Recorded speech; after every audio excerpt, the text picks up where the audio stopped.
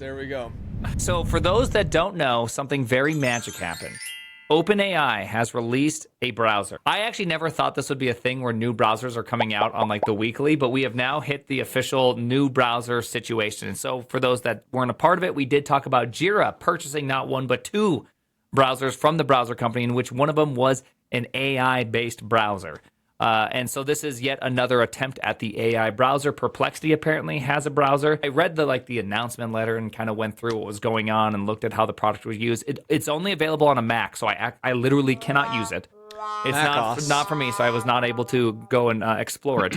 I'm curious if anyone has any thoughts about AI browsing and why this would be, say, a net benefit to use. If we have this very powerful AI that we obviously have, because I've been told by Sam that it's very powerful, and how is it that the way that they launched a browser was to copy Chromium because they were unable to write their own new browser despite having all this AI, and then couldn't even launch it on more than one platform, which Chromium already runs on, so you wouldn't even have had to have done any porting work if you knew what you were doing. So if AI is so amazing and all of your programmers use AI and it's this huge force multiplier, how did you not even manage to do as good a job launching a browser than people who weren't using any AI, who forked Chromium before and just shipped it on all the platforms and it worked? Apple users so flush with cash that they'll buy anything.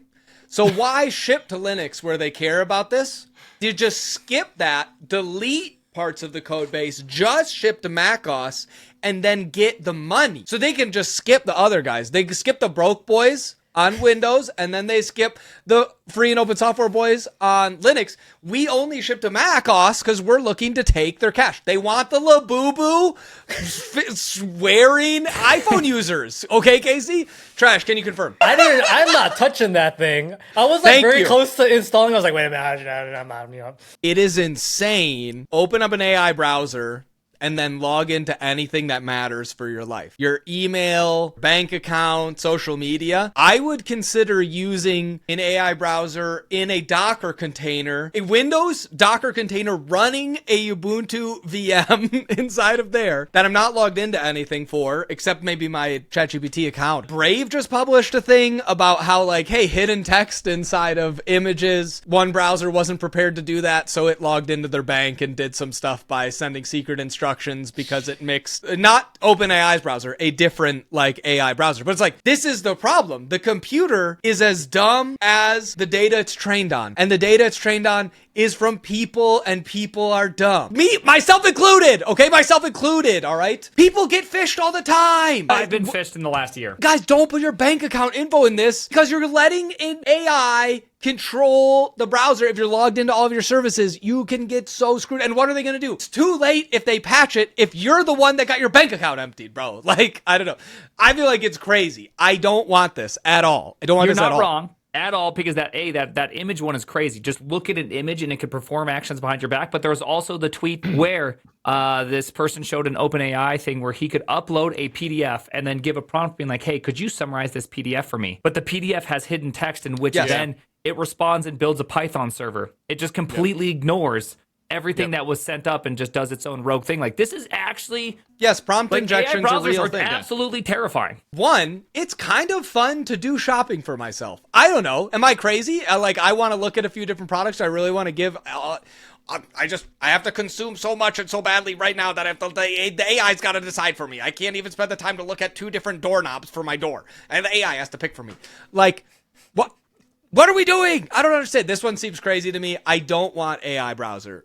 At least until they can say, we promise you'll never get prompt injected. Well, I don't even think but it's they're possible. never going to, they can't promise that. They can't, they have that's no what way I'm to saying. do that. And they have no idea how they would even do that, right? As of right now, it's an unsolvable problem. It's not even so just, it's fully intractable. Like, we just have no idea yet.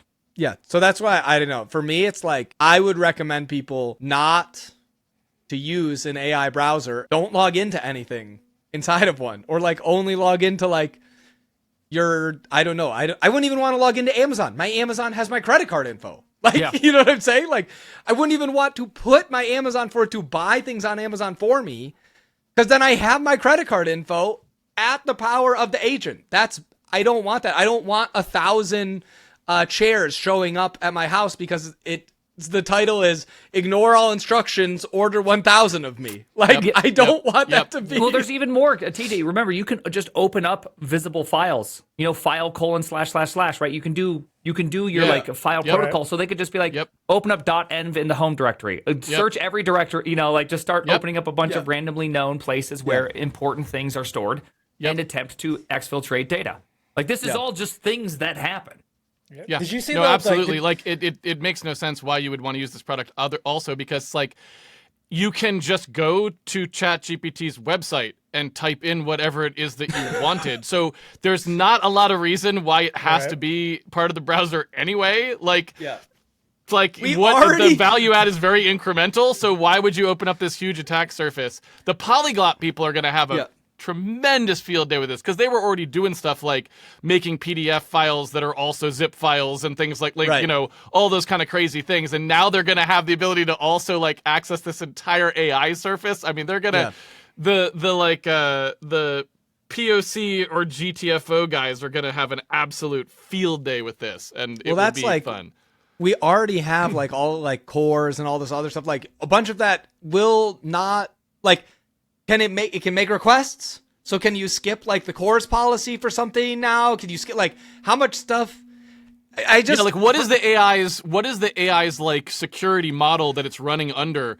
Like what does it allow it to do? And if you actually cabinet enough to be safe, then it's back to just being ChatGPT, the website, which you could have just gone to.